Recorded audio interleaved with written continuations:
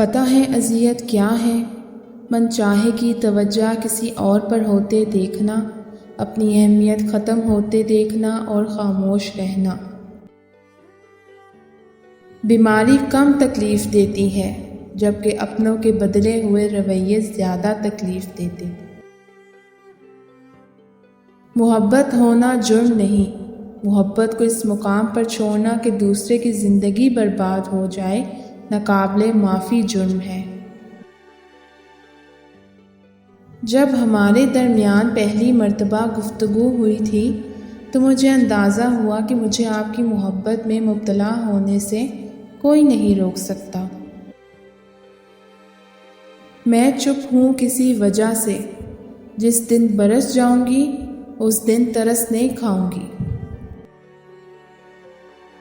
جو کہتے ہیں کہ عورت کبھی کسی ایک کی نہیں ہو سکتی، تو میں ان سے پوچھنا چاہتی ہوں کہ بیٹا جی آپ کے کتنے باپ ہیں؟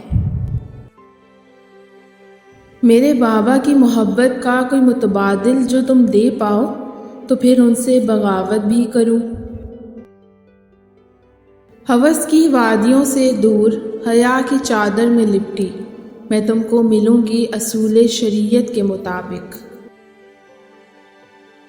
میں جانتی ہوں کہ مرد کی نگاہ غلیظ بھی ہوتی ہے، لیکن یہ مجھ پر منحصر ہے میں اس کو نگاہ اٹھانے پر مجبور کروں یا نگاہ جھکانے پر۔ ذہنی سکون کے لیے ضروری ہے کہ ہر انسان کی ہر بات کو نہ سمجھا جائے۔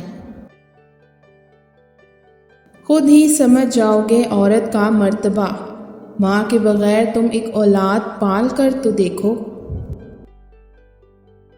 ایسا مرد عورت کے لیے بہت اداس ہو جاتا ہے جو مرد دل سے سچا ہو۔